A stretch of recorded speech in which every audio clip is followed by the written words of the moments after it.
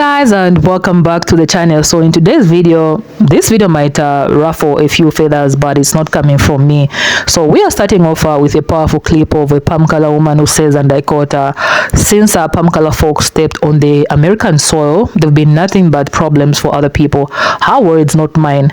But is she lying though? That's the real question. Stick around because we're about to find out. And next you hear from another palm color woman who drops a surprising bomb claiming that warfare was originally created for palm color people. Yeah, you heard that right. If you didn't know, now you know. If you knew, well, make sure you comment on that in the comment section down below. She's gonna break that down too. And then there's a third clip. This time it's a palm color woman openly admitting that she's actively trying to unlearn the anti-blackness she was raised in. That takes a certain level of self-awareness, and we need to talk about it. So let's jump right into the clips because there's a lot to unpack. Watch closely. Drop your thoughts in the comment section down below. I'm gonna come back at the end of this video to give my own 2 cents. And remember, on this channel we don't support bullying or any form of harassment. We are here for educational purposes only. Let's get into it. From the beginning of time, white people have been the problem. White people have been the problem.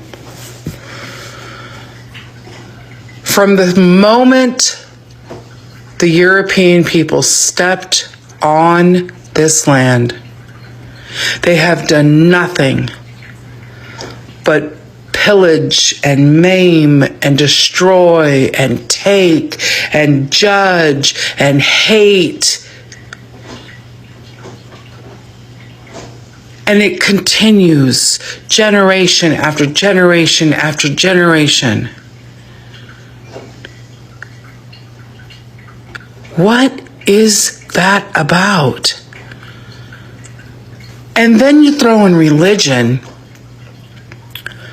Then they got the excuse to judge and point fingers and unalive and literally use the Bible as some sort of compass for their morality, which completely goes against everything in the Bible. There's something wrong with white people. So I posted about white folks on food stamps, and one thing I kept seeing was that welfare was created for white people.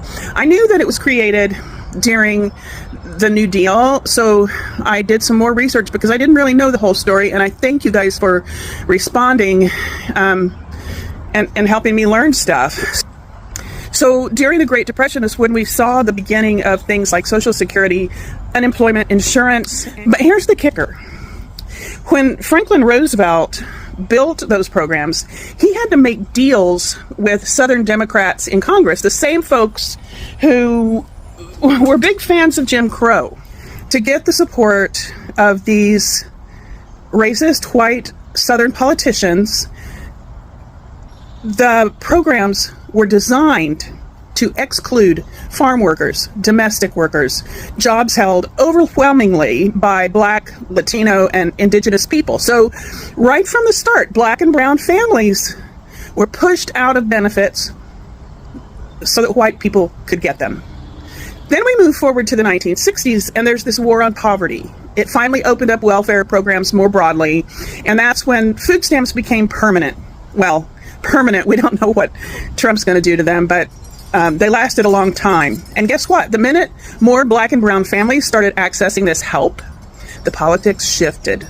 Welfare got a new image and a new target. By the 1980s and 90s, with Ronald Reagan and his gang, they pushed the welfare queen myth. That's a racist dog whistle meant to turn public opinion against safety nets by blaming Black women for poverty that white policies created. That's the truth, you guys. So yes, welfare was built for white people, and when others finally got in the door, they tried to burn the house down. If you want to blame the right people, you got to get curious. So for a few years now, I have been slowly unlearning the anti-Blackness that I grew up with. And so now, currently, I'm always trying to be a good ally. I'm a history teacher, and so I don't sugarcoat the past. I teach real stuff. I go into detail about that real stuff, even when it's ugly and even when it's uncomfortable. So because of my love for history, I decided to look into my ancestry just to kind of see what I would find. So I'm from Louisiana. My whole family is from Louisiana. So I went into this just thinking it would be like regular folk type of history, you know, maybe an ancestor, like, I don't know, was a train conductor or something. Like, I wasn't thinking that anything would go wrong looking back into this. But the deeper I went into combing through my ancestry, because I spent hours and I'm still going through it, I realized that my family, we have been in Louisiana for a long, long time. Like, I'm talking, I was seeing records from like New France, Louisiana Territory, like a long time. And eventually I traced us back to all the way up to Quebec and France. Like, that's how long we've been on this side of the Atlantic. And then the bad stuff starts to happen. I start finding records from the Civil War. And not just one, not two, but dozens of my ancestors were Confederate soldiers. I was looking through military records and it was just like boom, boom, boom. A lot of them were Confederate soldiers. And I was kind of expecting that, you know, if my family's been in Louisiana for so long, like, that was not a shocker to me. However, when I first saw it, I thought to myself, you know what, these people, you know, the wealthy slave owners were not the ones fighting this war. Maybe they were poor farmers, you know, not the people who were actually owning slaves. But no, that is not the case. Turns out I descend from one of the founding families of Pointe Coupee Parish, Louisiana. And if you know where that area is, that area historically had a lot of plantations. It's like right across the river from St. Francisville, where very famous plantations like the Myrtles and Rosedown are. And then I found census records, slave logs, overseer records. Like, one of my ancestors wrote to the governor of New France, you know, while it was still a French territory, asking for a militia to help stop a slave revolt. Like, stop a slave revolt because they owned slaves. Like, it was just one after the other. It felt like a gut punch, honestly. And I just sat there. I stared at my screen, just like reading the census over and over again. And like, I felt like sick. Like, I felt like I had watched someone that I knew do something really horrible. And to be completely honest, I felt the white guilt just pop up like out of nowhere. And the thing about this is that I'm not sharing this to get sympathy. I'm not sharing this to be like, oh, look what I found. I'm sharing it because while I'm doing this and while I'm uncovering this, something just clicked in my brain that made a lot of sense. And I've heard a lot of Black creators say this a lot, and people just aren't getting it. So who knows, maybe you need to hear it from a white girl. But if you are white, and especially if you are from the South, please stop saying, well, my ancestors didn't own slaves, because one, they probably did, and two, even if they didn't, they benefited from the system of slavery. Why do you think they fought so hard for it? So please don't use that excuse to check out of tough conversations about race and your own anti-Blackness. Lean into it. It's uncomfortable. It's gonna make you feel weird, but that's the point. When white people see my posts about racism in America, frequently they say, I didn't know. When Black people see these comments, they say, we already know. There is no way you didn't know. Don't pretend you didn't. This disconnect is really hard to explain, and I've been trying to understand it myself. I'm going to be digging into this really deep because I think it's so important. It's not that we're just oblivious white people. It's that we've been groomed to be oblivious white people. People point out that it's not like this stuff is locked in some vault somewhere. It's available. You can see it. And that's true. But we were trained not to ask questions. We were trained not to look for it. And I see it in my family. I see it in my circle of friends, even some of my friends that are pretty progressive. We have this ingrained training to not ask too many questions. We were taught to trust authority figures, teachers, ministers, police officers, politicians, the anchor guy on the evening news. We believed them because we were groomed from childhood to believe that they were trustworthy. We were not taught that the system itself, the system they were part of, was designed to protect itself first. And frankly, it felt good just to trust them. It's like you had this permanent mommy and daddy figure. It made life feel safe. The gaps in white knowledge were filled in with lies.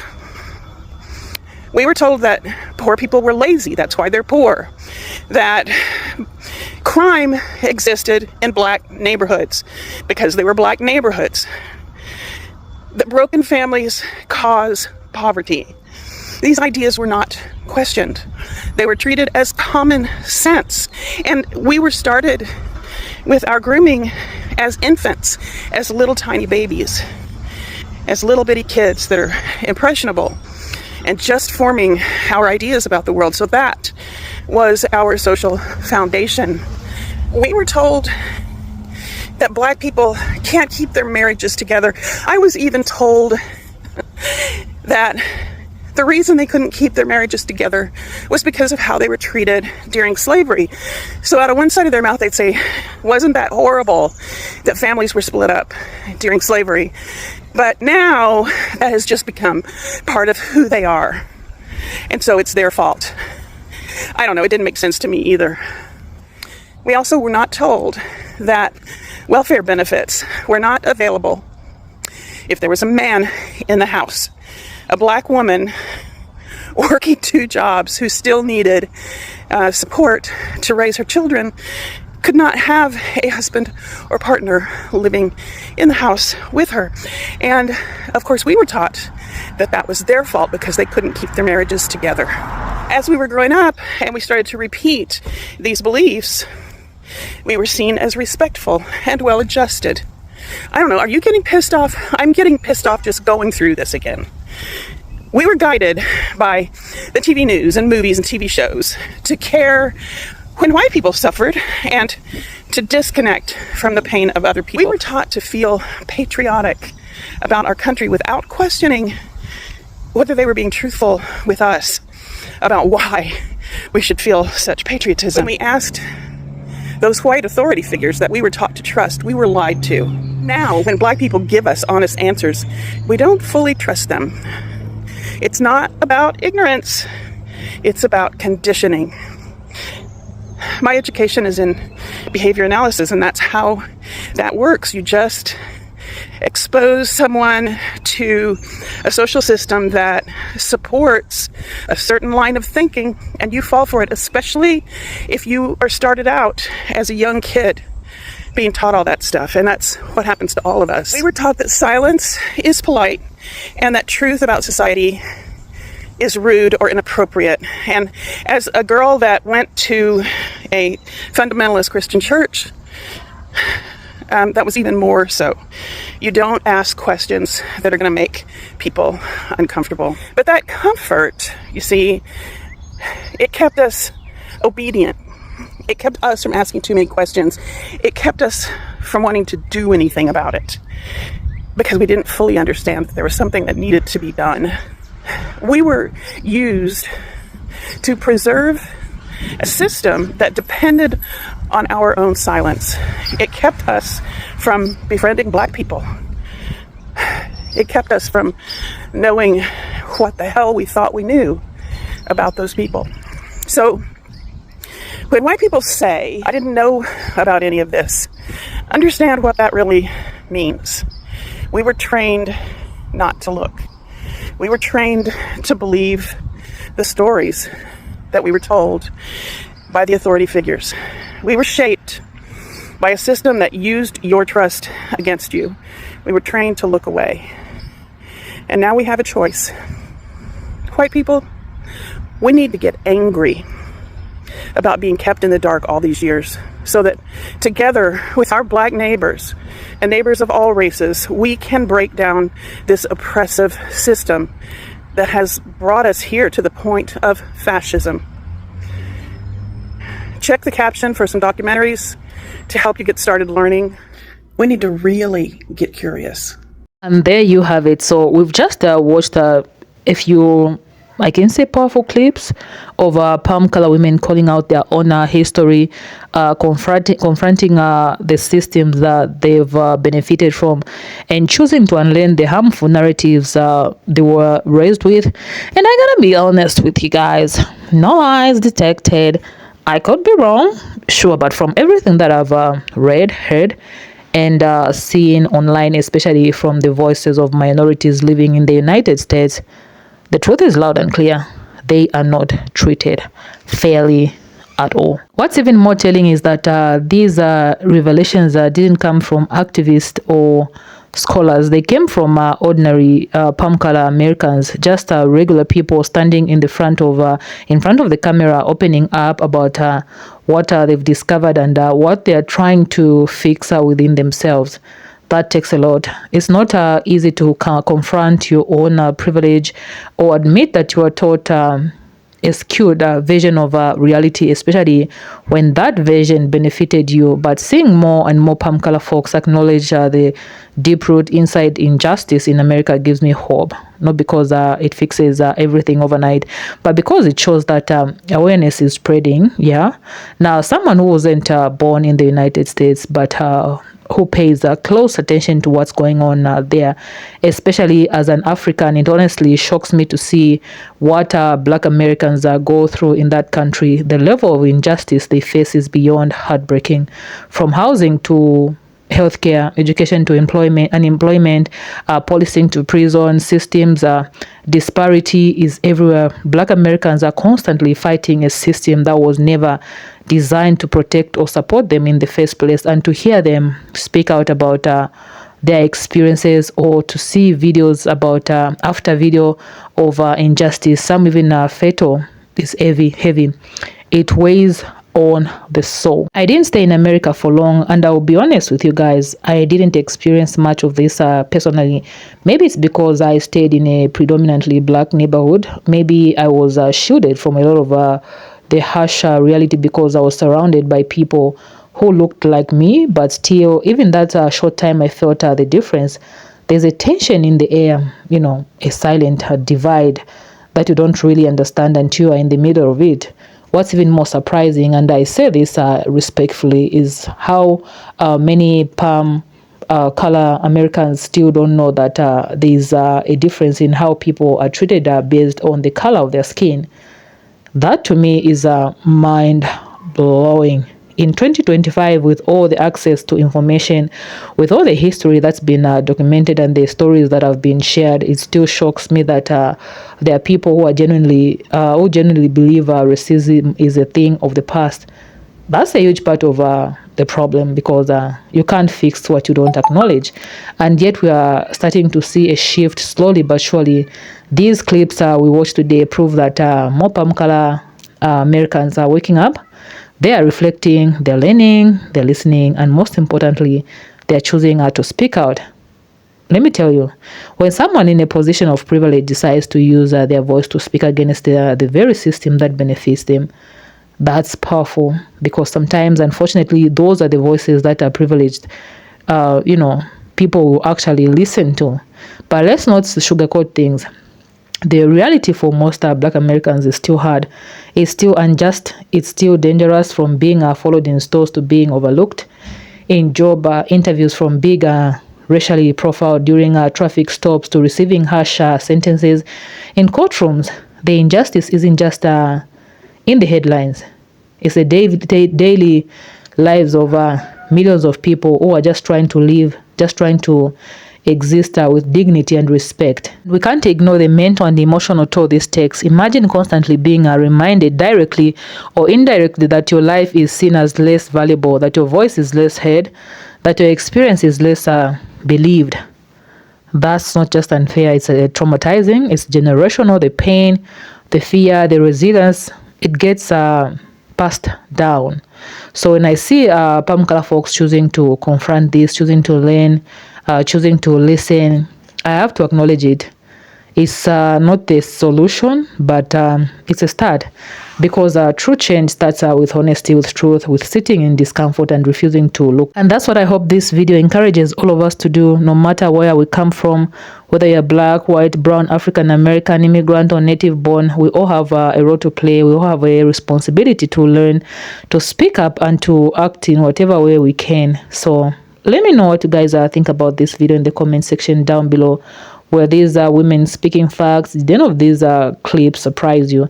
Are you seeing this kind of awakening in your own circle, your own family, or your own countries? Like, I'm really curious to hear your thoughts on this because we need to keep talking about this. And as always, thank you for watching. I'll definitely see you in my next video. Stay peaceful.